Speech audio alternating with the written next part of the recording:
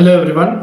Good afternoon, and thanks everyone for joining and watching the Tamil Nadu Dynamics 365 and Power Platform User Group, April 2023, the monthly meetup edition. Today we have Arpit Shrivastava with us, and he is a Microsoft MVP, and he is the go-to person for all the queries in the Power Pages, and he's kind of a Power Pages guru. And today he is there with us, and he is going to walk us through the Power Pages makeover. He's he is going to take us through the Power Pages makeover using the liquid template. Yeah, and thanks a lot for Arpit for accepting our invitation and presenting in the Tamil Nadu Dynamics 365 and Power Platform user group. And over to you, Arpit. Hey, thanks, Arani. Thanks for having me in your community events. I'm really glad to share my knowledge with the community through your to all the community members through your community. So thanks for that, and thanks for the lovely introduction. And hi, good morning and good afternoon to everyone from wherever time zone you are joining this event. Let me quickly share my screen so that I can first introduce myself. Then let's quickly jump into the session.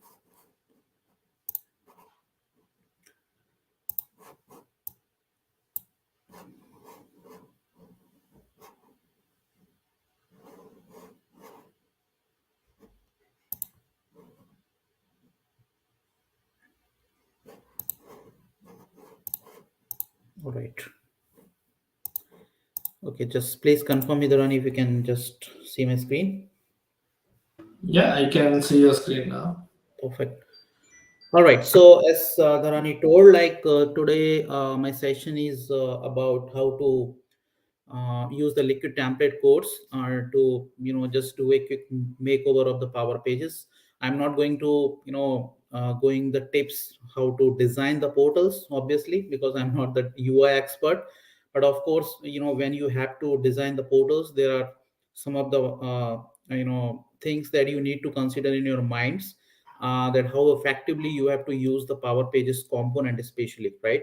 Because writing HTML and JavaScript is not a big thing. But while customizing the portal, while designing the portals, there are a lot of things you have to keep in mind, that how effectively you can use all the components of the portal. So I'm just assuming like you have the basic knowledge of all the components that we have in the portals, like the web files, forms, list, the content snippets, and the site settings. So these kind of components we already have. So while I'll giving the presentation, I'll also just give you a quick walkthrough of all the components as well. So before jumping into the session, just wanted to give a quick brief introduction about me. My name is Arpit Shrivastava. I'm a two times Microsoft MVP awarded, and I'm three times Microsoft certified trainer awarded as well. I'm currently working as a Power Platform architect in Capgemini, Sweden. I'm also leading the Dynamics 365 user group in India, and I'm also the ambassador of the Power community. I've been writing blogs and sharing a lot of interesting stuff related to the Power Platform and whatever interesting things I'm working on my projects. So it's been, I think, almost 10 years now that I've been writing blogs, and I'm also a regular speakers on the various community user groups. I often give the sessions in the Power community, but now I started giving sessions in other communities in the user groups like Scottish Summits and all. I'm a regular trainer as well. So if you have any queries online or offline related to any of the Power Pages or related stuff, or Power Platform related components, you can definitely get in touch with me. Soon I'm going to be the author of my book, so that I'll not share right now, but yeah, that is going to be the title I'll going to have in few months. So I'm writing a book on the Power Apps, so soon that also will be available on the community. Okay. Or the Power Pages 30 days learning challenge, so that is quite famous now from last 2 3 months. So this was the new initiative I actually took last this year in the beginning. and that initiative actually had total 30 videos on the Power Pages. So if you haven't watched them yet, you can just go to my YouTube channel with Arpit Power Guide, and you can just watch all the 30 days learning series. So it has everything about the Power Pages from basic to advanced, from creating trial to deploying to the your production or any target instance. All right, so that's about me. Let's quickly jump into the session, and let's talk about the agenda of today. So what is liquid template code, and then why we use the liquid template code in the Power Pages, getting started with the liquid, and then we have I have some of the demonstration for you, that how to use the components of the Power Pages and how you can design that. And of course, if you have any questions, then definitely you can ask me. So first of all, what is liquid template? So just wanted to give a quick overview of the liquid template. How does it use it? Why it is needed in the Power Pages? So that someone who are not familiar with the Power Pages and the liquids, they can get the kick start before they start writing the liquid templates code. Okay. So liquid is a open source template based language. Okay, and it is integrated with the Power Pages now, and it's like the other programming languages. It has all the syntaxes like the tags, it has the objects, it has the filters, operators, and all sort of business logic. You can write it, you can assign the variable, you can declare the variables, these kind of stuff you can do it. It is a template based language, and it actually creates a bridge between your HTML code and your database or your data store where your data is stored. So one of the major advantage of the liquid template code is actually it actually execute at the server side. So unlike the JavaScript code, because JavaScript code, whatever logic you are writing in the JavaScript code, you can check from the browser console as well, from the source tag as well, that what sort of business logic you have written. But in case of liquid template core, your business logics gets executed at the server side, and you only see the output on the browser. Okay, so this is the advantage of using liquid template. So obviously it's not a Microsoft owned languages like the C Sharp and other languages. It is created by the Shopify and is developed by the Shopify founder CEO, and it is basically written in the Ruby languages. Okay, so this is a quick summary or the background about the liquid template code. If you want to learn more about the liquid template syntax and all, you can visit the Shopify GitHub page as well. And I think now the Power Pages documentation, you will also find all the liquid template syntax in the context of Power Pages as well. But if you want to learn more about that in order to use it in your Power Pages, definitely you can visit the Shopify GitHub pages as well.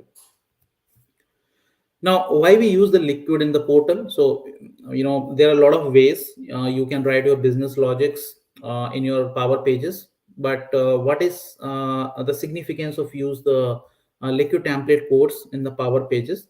So, first of all, like there are various options to customize your Power Apps portals, or I would say Power Pages now.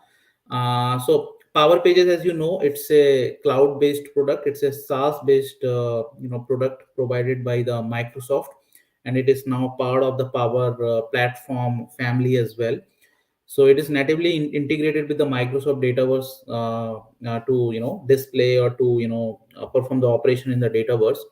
So since it's a SaaS-based product, then definitely you don't know that what sort of server-side code is written in the background, and you cannot play around with that also, right? So so the question is that, like, if I don't have the access to the server side code, can I do all the sort of business logic? Can I write all the sort of business logics and operations on the Dataverse using client side script as well? So answer is yes. You have couple of options. The first option you have is the JavaScript. So it's a client side language, you already know. So you can use the JavaScript in order to write your business logic. And the second option you have is the liquid template code, and that is basically the server side language. Why we call it as a server side? Because it executes the code or your business logic at your server side.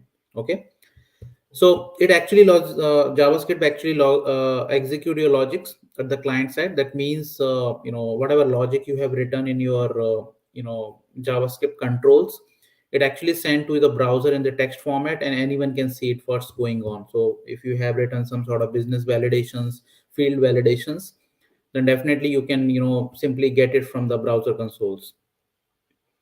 But if I talk about the liquid, it actually executed the server side and the browser only see the result of the execution. That means the end user cannot see what's going on. Okay. All right. Now, why we should use liquid in the portal? So you know already, JavaScript has some sort of limitations, and it cannot do everything what liquid can do. So right now with the JavaScript, you can play around with the DOMs. So it's a document object model. So those who are not aware about what is DOM, so basically it's all the controls that renders in a particular HTML page.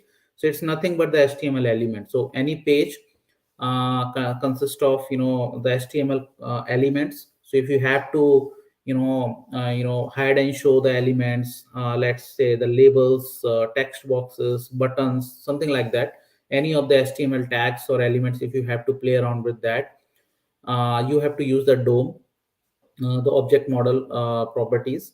You can do the validations as well using JavaScript. So Microsoft has given some syntax that how you can do the client side validation and how you can do the server side validations as well.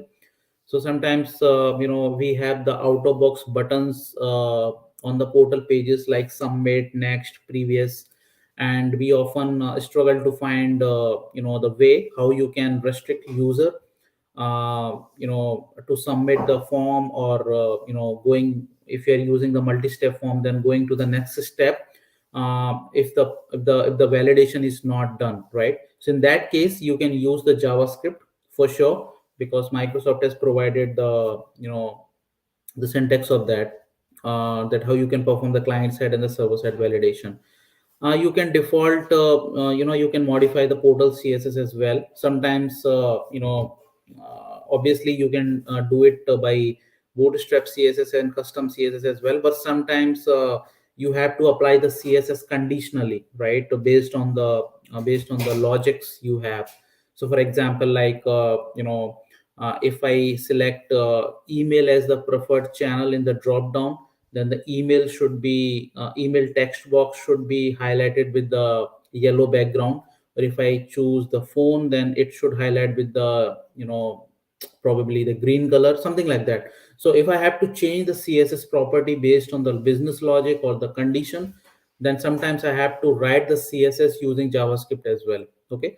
So these kind of things, sometimes calculation we also need to do it on the portal using JavaScript, and some sort of business logics on a particular events like page load, grid load, change of controls, right?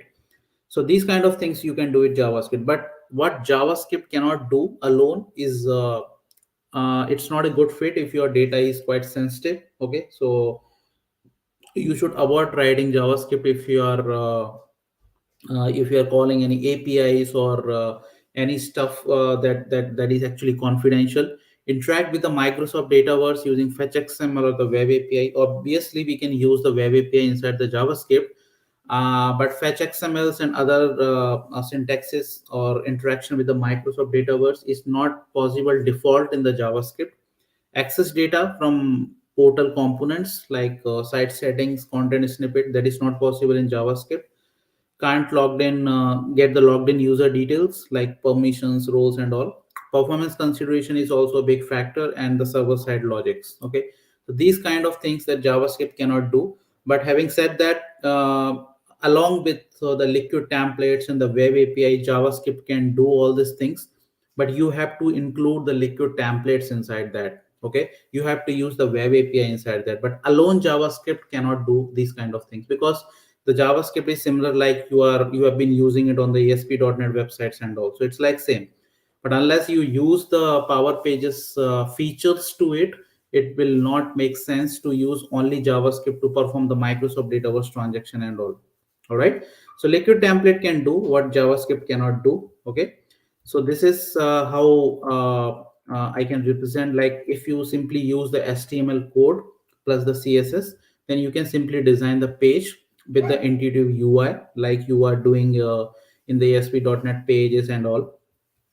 If you write the JavaScript on top of it, then you can enable everyone to write the business logics as well, like client side validations and all.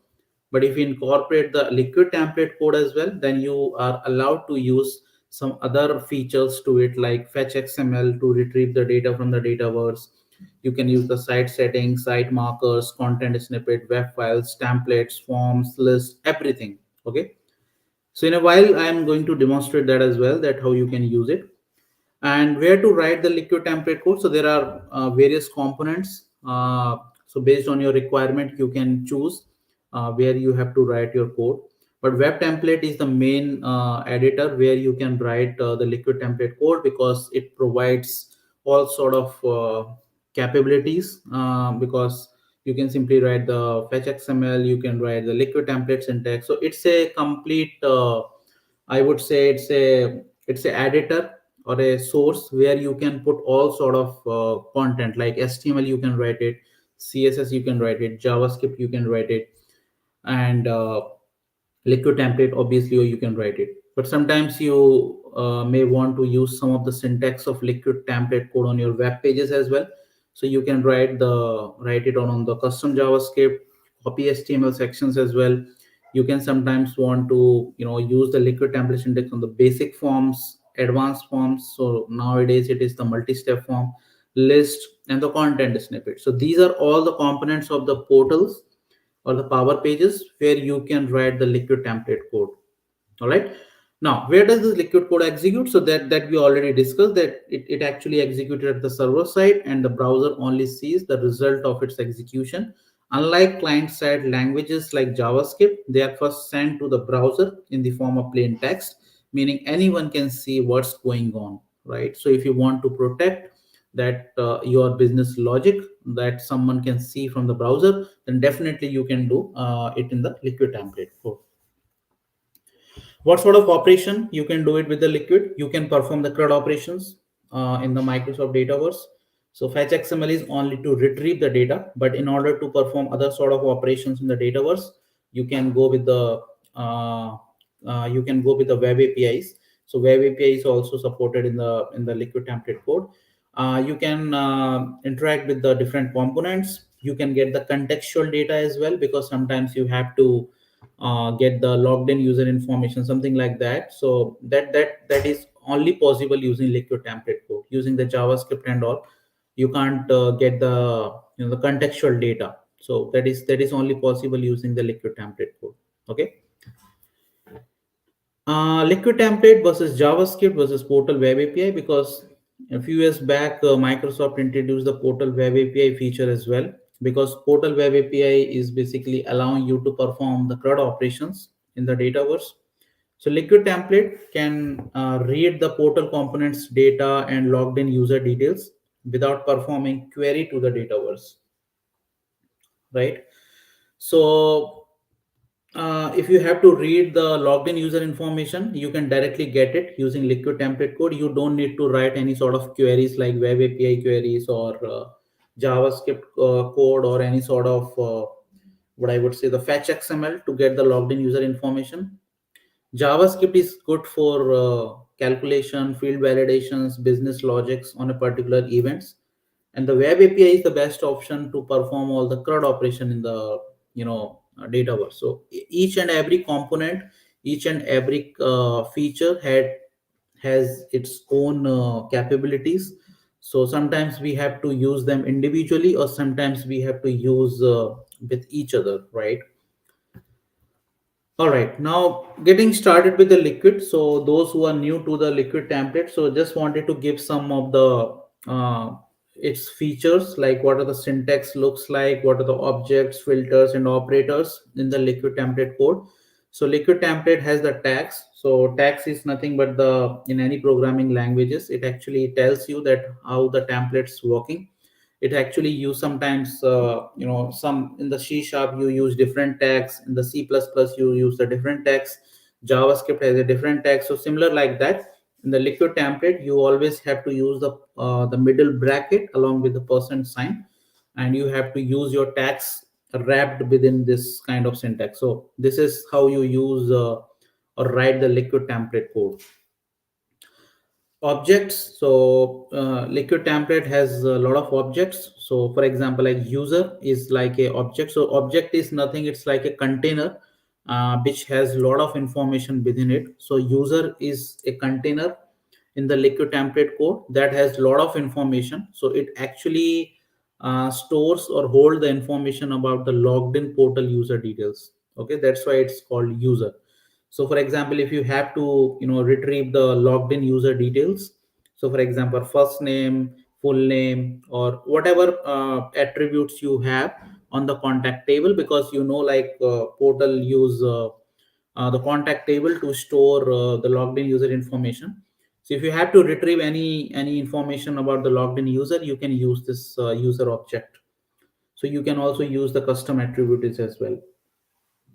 Filters, sometimes what input you are passing to the liquid, and some different output you are expecting. So for example, like you want to print the full name in uppercase, or you may want to print the full name in the lowercase, and there are different types of filters are there. So this is basically used to modify the data that is actually stored in your dataverse. Operators, so same like other languages, we have different types of operators in the liquid template codes, like equals, not equals, greater than, contains. So operators are helpful usually in the conditions that you are using while writing the code for comparison the two variables. So operators are also supported in the liquid template code. There are different types of data types also supports. Same like the data verse, it has the string data type, number, boolean, array, dictionary, date time, and different kinds of variables you can use it. And you use the assign keyword to initialize a particular variable. So this is similar like other the languages, that it supports a lot of type of data types. Fetch XML, that is the unique property of the liquid template code. So sometimes nowadays we have the web APIs as well, but sometimes if you have the complex query to design, like you have to join a lot of tables, then sometimes web API could be a complex way to retrieve the data. But of course, if you have to perform any other transactions like create, delete, and update, then you have to go with the web API. But sometimes if you have to only retrieve the data, then where the fetch XML could be a good option actually. You can just go to the advanced point, download a fetch XML, copy paste within your liquid code, and that's it. So this is how you can use the fetch XML code in your liquid template. Site settings. So as I told you, like one of the major advantage of using liquid template code is like it interacts with a lot of other power pages components, unlike JavaScript. So you can store the data in the site setting table, and you can directly get the value of it using the syntax settings and the name of your settings. Okay, so the advantage is that as long as your data is stored in the portal configuration entities or in the tables, you don't need to query to the dataverse. Okay, because sometimes like if you are working in the if you are designing a portal, ASP.NET portals or any custom HTML page, if you have to keep any configuration data, like if you are calling any API, so some of the configuration related details related to that API, like API URL, API keys, username and password. It depends on the authentication mechanism you're using. So these kind of stuff you don't prefer to keep it in your code. You keep it in some file or in some configuration table in the dataverse, and then every time you have to query that to retrieve the data. So you don't need to do it in the liquid template, as long as they are storing it in the portal configuration table. So I'll quickly show you that as well, that how you can simply retrieve those configuration directly inside your liquid code.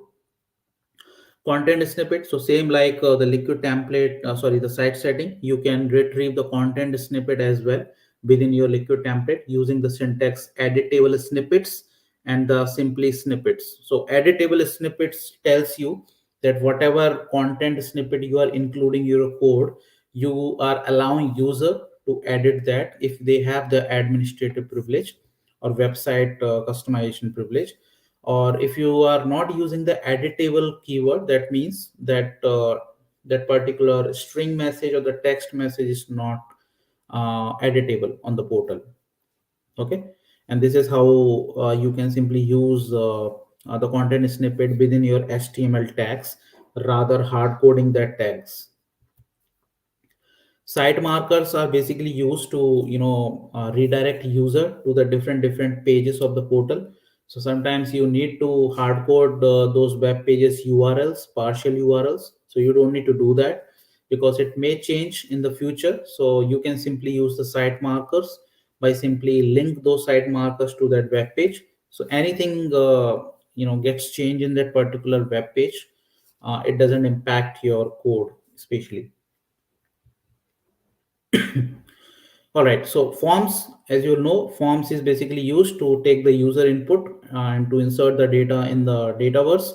So if you are using any liquid template code, you can simply, if you already have the forms available in your portal configuration, then you can simply reuse those and include that in your liquid template code instead of designing it with the HTML elements and the controls. And same goes with the list. If you have to display the list of data, you don't need to go to any HTML element, the subgrid, or any custom grid to create the list of records. You can simply use the views. You can simply create the list and then include it in your liquid template code. This is also a good example how the two web templates can interact with each other. So all this example, I'm just giving a simple demonstration of it, but I'll simply give you the example in the live demonstration as well. You can interact with two web templates as well. Sometimes you may need like one liquid template code written in the one template and another liquid template code is written in another templates.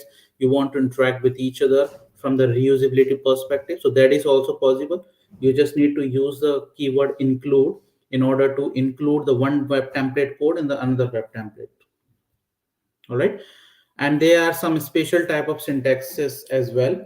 If you have to include the dataverse charts, there is a chart tag as well, so you can simply use the syntax. So you need to provide the chart ID and then you have to use the view ID that is associated with that chart. So by doing that, you can simply showcase the dataverse chart also on the portal. And similar way, if you have to embed the Power BI reports on the liquid template using the liquid template code, so this is how you can use the Power BI tags. So there are different special types of tags are there that you can use it. So you need to get the URL of the embedded Power BI and you can simply use it in your liquid template code. And if you have any PCF controls, so similar like that, you have the PCF control properties as well. And if you have to provide any sort of properties or parameters to it, then you can also provide that in the form of properties values. So code component is the tags that basically used to embed the PCF controls in your Power Pages controls. Okay. So that's it about just a basic knowledge about how the Power Pages, how the liquid template codes works. Let me quickly go through how you can do a quick makeover of the Power Pages homepage. Okay, so before doing that, let me head over to my page screen. All right. Dharani, can you please confirm that? Can you see my browser screen as well? Because Yeah, oh, yeah, I perfect. can. Yeah, okay. Perfect. All right. So this is just a simple portal I have created the last night only, just to demonstrate, just for the demonstration purpose. So just avoid any sort of CSS alignment issues and all. So I'm not, as I already told you, I'm not going to discuss about how to write the CSS and how to apply, the bootstrap and how to design the portal. No, I'm not going to discuss about that. I know like there are a lot of, I have seen actually a lot of portal implementations, and there are a lot of customization and a lot of custom controls are being used, despite of they can use it, the out of box control. So for example, like I've seen one of the portal recently, and they actually used a simple form. So let's say this is the home page, and here I just want to simply show enquiry form, because you must have seen in a lot of website, on the home page itself they actually wanted to show some kind of forms, something like that, so that users can directly send the feedback or raise an enquiry, without just clicking on the buttons and going to the other another pages. They can simply, as soon as they land on the home page, they can simply see the page and see the forms, and they can simply provide the information and submit that. So there are two options here. If you have to display a form on the home page, either you can use the HTML, obviously, but that is I don't recommend unless there is a specific business requirement for that. So in that case, you have to use your own controls like text box, labels, drop downs, all sort of HTML element. You have to use it, and then on click of the button, you have to obviously use the portal web API to insert the data in the dataverse. Okay, but the another option is that if you want to avoid writing code and you want to reuse all the components, then the forms. So we have the forms available in the in the portal configuration. So I think you are already aware about that. So the basic forms are basically used to take the user input and directly submit the data in the dataverse without writing any sort of business logics and all. But just imagine if you have used any custom page, the custom forms using HTML and the APIs. After sometimes if your client says like add some more fields into that, just change the label name of that, or change anything in the form, then obviously you have to go to the coding and then you have to make the changes. But in this case, if you have to make the changes in the labels, in the text boxes and anything, any external information you have to show it, then you don't need to change anything, because this is the form that I have created in the dataverse. So you just need to change all sort of properties in the dataverse and it will immediately reflect on the portal.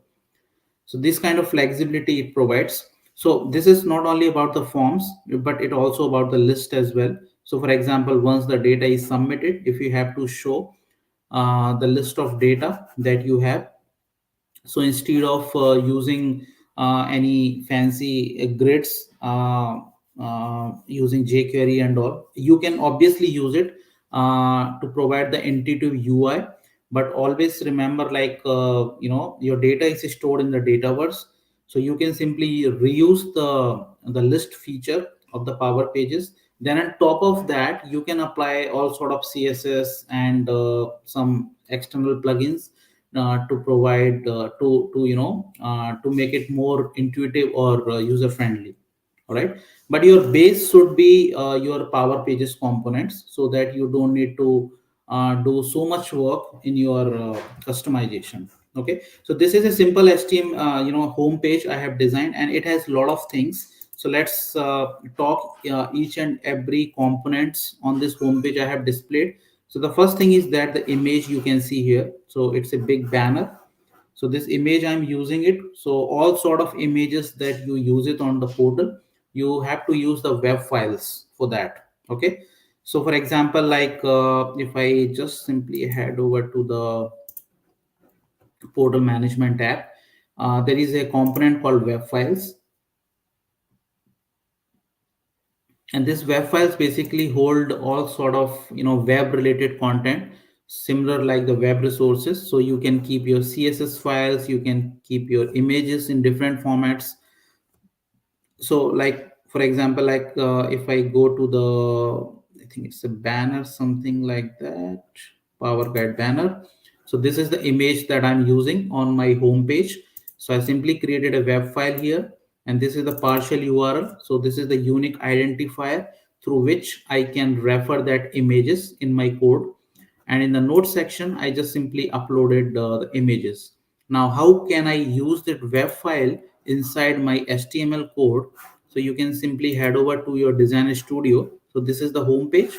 So if I just click on the edit code, it takes me to the Visual Studio code. So I've already opened that. So in the Visual Studio code, you can see, like, if I just go here, so this is how I'm using the web file, using the partial URL. So it is simply a image tag. Okay, so if I just go here, okay, so it's a div tag actually. So it's a div tag, and I'm simply setting the images in the background. Okay, so usually if you have to, set the image in the background, you need some sort of container to store that. But this is the one example that how the web files can be used. You can store your images there, and if since the partial URL is Power Guide banner, and it also depends on what kind of parent page you are using. So for this image I am using the home page, so you can just simply put the slash. Okay, you don't need to provide the name of the page here because it's a root page, so you can just simply put slash and the name of your and the partial URL of your web file. But in case if you use any different page here, you have to provide the name here like this. So for example, like my page and then slash. All right, so in case of only root page you don't need to do this, but in case of home page you can simply provide that. So this is how I'm using the web files here. And another thing on the page is the content. Okay, so the content is something that can be static or that can be dynamic as well, because sometimes some content, like for example, welcome to Power Guide community. Now later on my client says, like, I don't I want to simply replace this title with some different message or text based on some of the events happening in their organization, or some news they want to highlight on the on their home page, something like that. So content, how you can manage your content. To manage your content, you have the content snippet. Okay, and you have some out of box content snippet available when you install the portal. So you always need to use the content snippet when you are managing or dealing with the content on the portal. So you can create custom content snippet as well, or you can create you can reuse the out of box content snippet as well. So for example, like welcome to Power Guide community. So this is the text or the content I'm using. So for that, I have used the syntax called snippets home greeting title. So this home greeting title is a content snippet I have created. Okay, so if I head over to the content snippet and will search this, so obviously it's my own content snippet. This is not the one that gets installed at the time of portal installation. So home greeting title, and here I'm simply providing welcome to Power Guide community. So the advantage is that if in future if I have to change this, I don't need to go into my code. So this is my HTML code. I don't need to do that. Because here I'm simply using this syntax to include the content snippet inside my liquid template code. So this is only possible using liquid template. Okay. So this is simply HTML, and this is the liquid template syntax. So as I shown you in the slide decks a while ago, that this is the syntax you have to use it. Since I'm including the content snippet, so you have to use the keyword snippet. Okay, or if you want to make it editable, then you have to use like here, if you can see, I have used the keyword editable snippet instead of only snippet. So I'll come to that part as well. Okay, so there are two things here: home greeting title and the home greeting description. So this is the title and this is the description. So for description also, I think I have already created the content snippet. So let me copy this. In the similar like title, I have the description as well. And the advantage of using content snippet is that it's not only that it provide the configuration way to store your content, but it is actually linked to a particular languages as well. Okay, so like content snippet has a content snippet language. So for example, like let's say you are working for multilingual clients, and they have the power pages site in the different countries or the region.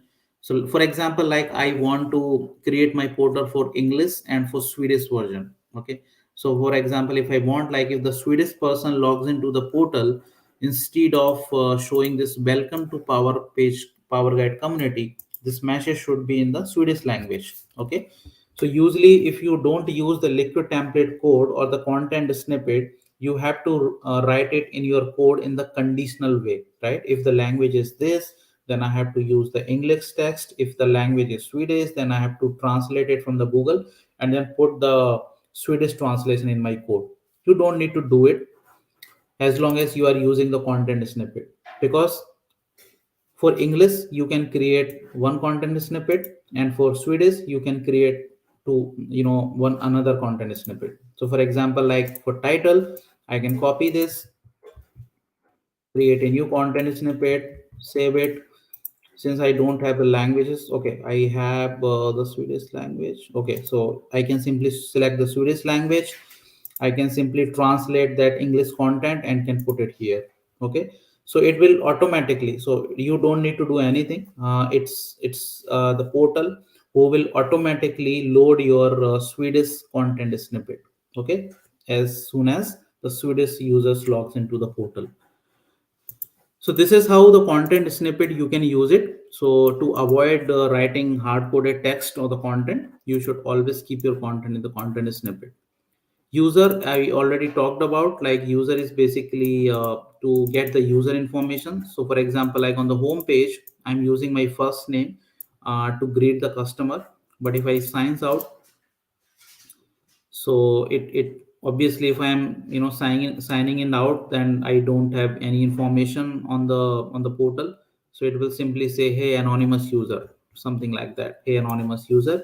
But if I log into the portal, then it always greet me with my first name. Now, where this first name is coming from? So it is basically coming from this user object. So this is basically a syntax to check whether I am the logged in user or not. If the user is logged in, then I'm simply using the HTML tag, header tag, and inside that I'm using user.first name. So escape is, as I told you, it's kind of filter. So if any kind of special characters are there in my name and all, it will replace it with the strings.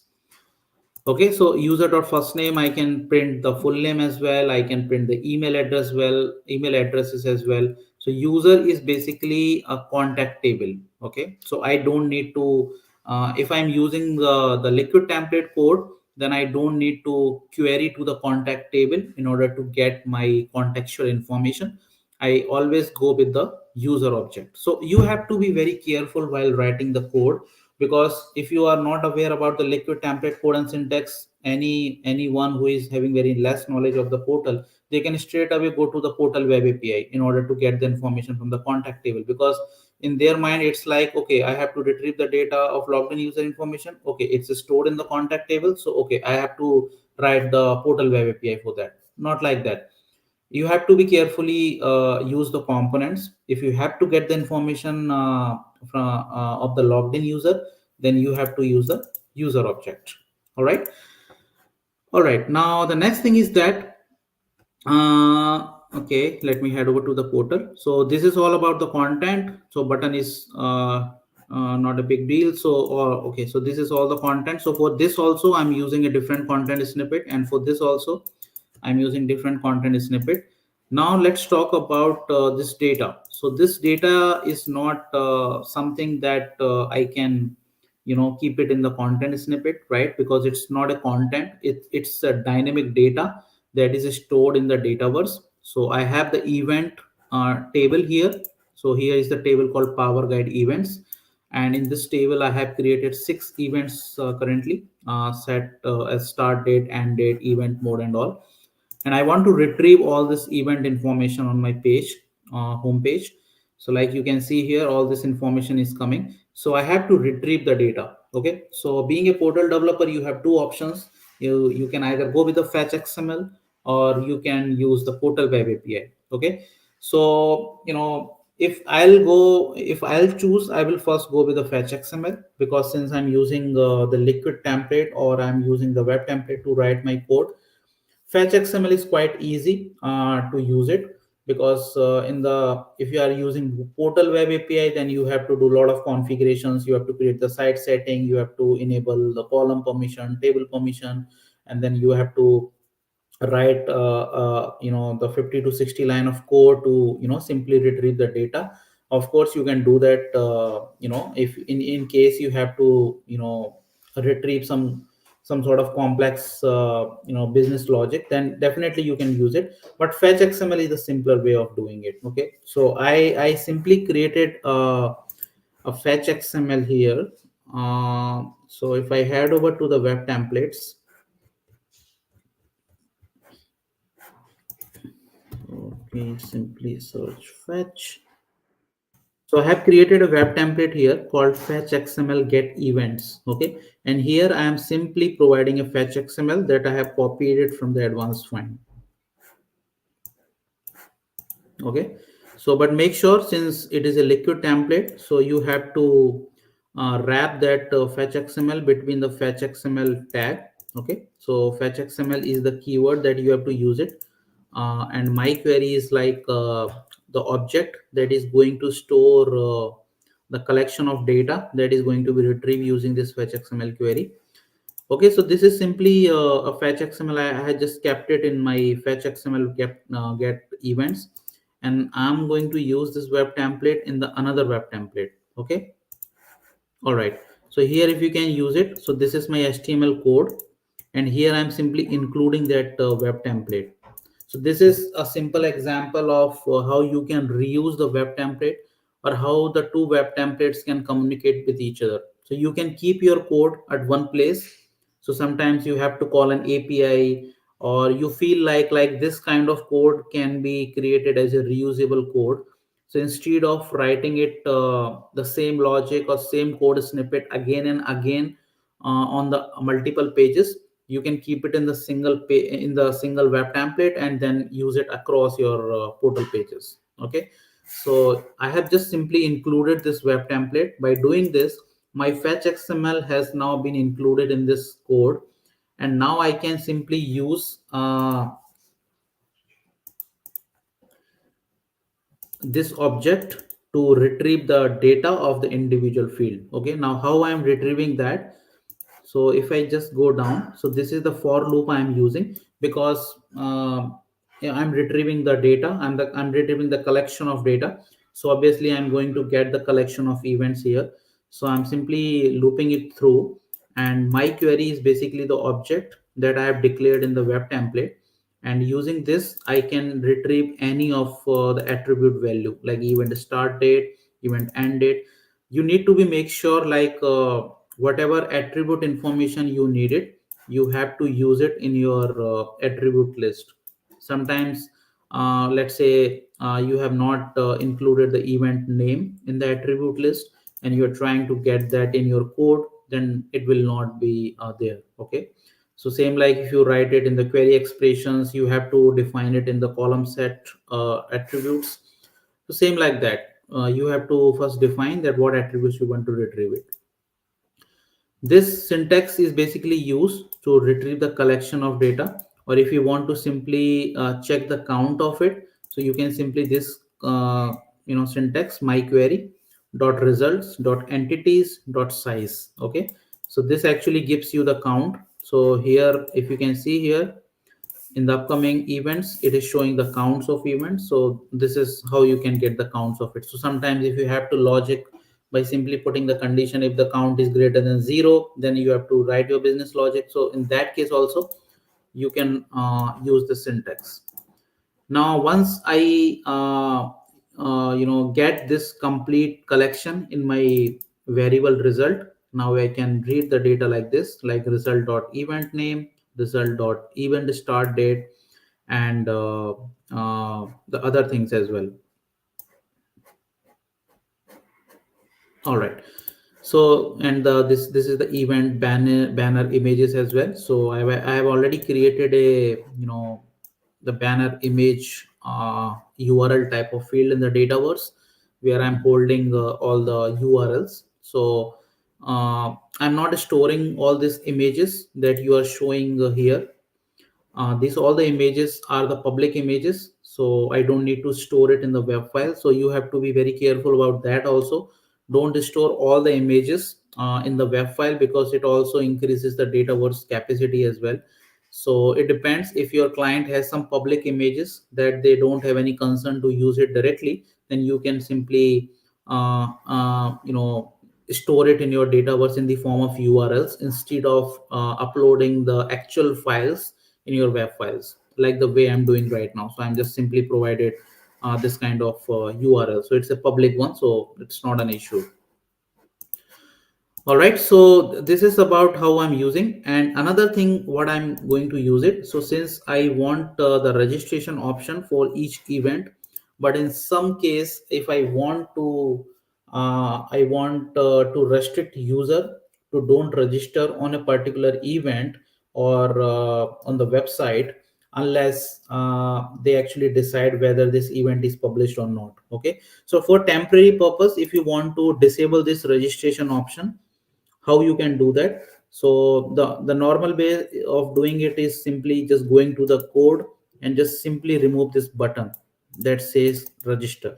Okay, so this is the one way of doing it. You can simply remove this tag so that it will not show the registration button. And once your client says, okay, now we are good to go for event registration, then you can simply enable this tag. But don't do this.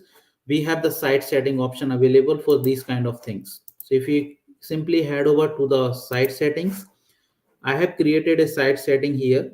Power Guide enable session registration. And this session registration site setting is basically it's a key value pair. Here you can keep your configuration related or settings related details. So for the demonstration purpose, it may have some different use cases as well. But just to let you know that how you can use these components. So I simply created a site setting called Power Guide enable session registration and set this value to true. Okay, now how I am retrieving this site setting in my code. So if I head over to the this HTML code, in the button I'm simply using this if condition. So first of all, I assign a variable called show registration, and this is the way how I'm getting the value from this site setting value. And if let's say if this site setting is not present or someone has deleted that, so by default I can set its value to true. Okay, but if its value is there, then it will retrieve this value and store it in the variable. And here I'm checking if its value is true, then show this button. Okay, if its value is not true, then obviously it comes out of if condition and will not shown. Okay, so let me show it quickly. I'll just keep it as a false, save it, go to Designer Studio, and then sync my changes. So it just a turn off and turn on like setting. So if you are writing a code and some sort of settings related things you have to enable, or not the settings, but sometimes you have to keep some key value pairs, then you can simply use the site setting features as well. So if I now go to the portal, all the registration options should be get removed from all the events now. So there we go. Now you can see the registration option is disabled now. So without writing any code, without changing any code, I can simply enable or disable any features on the code. Right? You can do it on the individual events level as well, or you can do it on the whole event as well. So it's up to you. Okay. So yeah, so this is about site settings. We have used it, and we have used the fetch XML as well. And some of the snippets I have also used it. So if I just go down, some snippets are also there. Let's talk about the site markers now. So sometimes what happen is, so let's say this is a welcome button. Okay, and on click of this welcome button, I want to take user to a different page on the portal. Okay, Now so if I just head over to the code and go to the welcome button, so if you can see here, this is the welcome button, and it's an anchor tag actually. And in the anchor tag you have to specify the href tag that actually tells you like where you want to take the user to on a particular page. So one option, you can hard code the name of the web page here, but that's not a good practice actually, because same like the web file, you have to provide the partial URL here. Okay. Now that partial URL may get changed in the future and your code will no longer working in that case, right? So instead of doing that, you can simply create a site markers with the name view events. So if I just head over to site markers, yeah, and here you can simply create a new site marker. So I think I have already created that. And in the site marker you have the option to associate your web page. Okay. So instead of what properties are there in the web page and what partial URL is there in the web page, you can simply refer this particular web page by using this site markers. And this site marker is a developer property, no one is going to change that. So you can simply use the syntax site markers, the name of the site markers, and simply put dot to get the URL of the web page. Now it doesn't matter what is the partial URL of this view event page. Okay. So this is the way how you can simply define your site markers. So I think I have covered all the things now. And last thing is that if I just go down, there is a option called form. So I'm directly using the forms here and the list here. So I've already created the forms and the list in my Power Pages site. So you can see here I have I think what form I'm using right now. I think okay, it's a multi-step form. So if I just go to the advanced form, multi-step form, so there is a multi-step form I've already created called call for a speaker. And I want to include this form in my home page. So what I can do is I can simply use this syntax web form, the name of the web form. So the name of the web form is call for a speaker. Okay. In the similar way, if I have to include the list, so this is the list I'm using. So if you have to include the list in your code, you just need to use the syntax called include entity list and the active power guide events. So if I head over to the list, so I already have the list available called active power guide events. So I only need to refer this by name.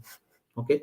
So by doing that, you don't need to create a separate page in order to display the list. You don't need to create a separate page in order to allow user to submit the form. Sometimes you want all the information on the single page so that user don't need to navigate away from one page to another page, right? And one thing I forgot to mention, like in order to get the data from the dataverse, you have used the fetch XML, but make sure you have enabled the table permissions also, right? So if I go to the setup properties, table permission, so I've already created the table permission for the event table, right? So if you can see here, if I go to the event, I provided the global access to all the roles, because I want like event information should be seen by everyone, no matter whether they are logged in or they are not. So make sure if you have enabled the fetch XML permissions here, sorry, the table permission here on a particular table, then only you will be able to fetch the data in the fetch XML. All right. So this is all about how you can simply write the liquid template syntaxes, okay, in between your HTML code to make it more to make your code more configurable. So just think twice before hard coding anything or creating any custom components. Just try to use or reuse any existing portal components. One more example I have that I can quickly show it to you. I think I have already posted the blog about that. So I have created the web links as well. So there are a very common requirement nowadays in any portal that customize the home page and customize the toolbar or the menu bar. So just a simple example. This is the out of box way of representing the toolbar. But here I am just using a simple this kind of toolbar. And now the thing is that this kind of experience you can create it by writing simply HTML, CSS, jQuery, anything. But the main thing is that the name of the links, right? the name of the links are same as the links which is displaying here. So if I create any new web link directly in the portal, it will automatically display here, instead of, I am going to the I'm going to the JavaScript code to add the syntax here. So this is the content snippet I actually created for that. So this is also a good example to demonstrate like how you can reuse the out of box component. So let me quickly show that as well. So mobile header is a existing content snippet, and in this content snippet I'm simply writing this HTML code. So just don't concentrate what HTML and all I'm writing. So it's a simple JavaScript, HTML and all. You can get it from W3 School as well, or any of the website. But the main thing that you need to concentrate is on this part. Okay. So wherever I have to display the links, I'm not hard coding all the links or the menus. I'm simply using the web link property. Okay. So web links is basically the keyword that actually gives you the result or the collection of all the web links available in your Power Pages configuration, right? And you have to specify the web link name of which you want to retrieve it. So default is the name. So if I go to the web links here, I think, yep, here. So now you can see here there are different types of web links available. So it's up to you whether you want to reuse any existing one or you want to create your own one. Okay. So I'm right now using the out of box one. So if I using the default, it has these links available. So I want to display the web links or the menu option of this web link on my portal. So I'm simply using this web links keyword and specifying the name of the web link, and then simply using if any web links are there, sorry, any links are there inside that, then I simply looping it through and creating the anchor tag. The advantage of using this custom menu bar is that you can do any kind of nesting. For example, right now I'm using two child links of the pages. I can do the child navigation or child links for the sub page one as well. So any child level navigation is possible if I'm using the custom web links. Okay, that is not possible in the out of box one, because out of box only supports one level of child links. So if I want to create the child links of the sub page one, then it will not appear. You can create in the web links, but it will not be rendered on the portal. But sometimes if you have to use the if you have to display the child links of the child links, then definitely this is the best way to doing it. You can simply write the content snippet. It's up to you whether you are using content snippet or the web template, because it's a liquid template code. So wherever you want, you can write this code, but I have just simply used the content snippet for that, because we already have the mobile header option available here. So here I'm simply using the sublinks. Then again, if the sublinks again has the sublinks or the child links, then again I am going to the for loop. So by just looping it through all the links, I can simply display the links. The advantage of doing this is that if I go to the web link set, so let me go to the here pages. Now let's say if I create a new web link here, associate with a new page. So okay, so let me create a page called Power Guide, and I want to display or create a link of that, and click add. So a new link got created. If I hit sync, so this link will automatically appear in the left panel as well, right? Without making any changes. So if I just simply reload the page,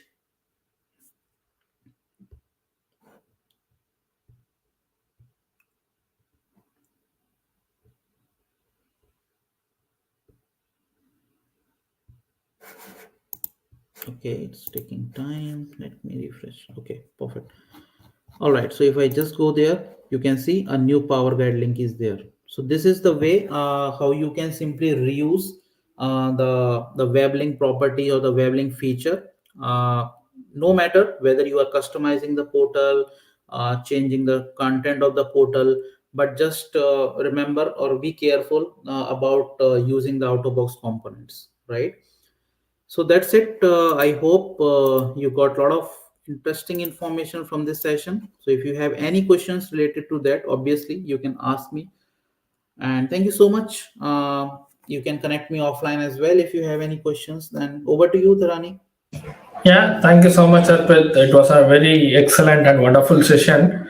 Thanks a lot for presenting in our Tamil Nadu user group, and it was a great insight about the Power Pages liquid templates. Thanks once again for accepting our invitation and presenting here today, Arpit. My pleasure, my pleasure. Anytime. Yeah. Also, I would like to thank everyone who's attending our the Tamil Nadu Dynamics 365 and Power Platform April edition meetup. And yeah, we'll see you all in the next month meetup. Thanks once again. Thanks for connecting. Please subscribe to our meetup.com, the group, so that you will get the latest event updates and the notifications. I will pin the meetup.com link in the YouTube, the comment window. Please feel free to subscribe and get the latest updates. Thanks everyone. Once again, we'll see you all in the next month. Thanks. Cheers. Bye. Take care.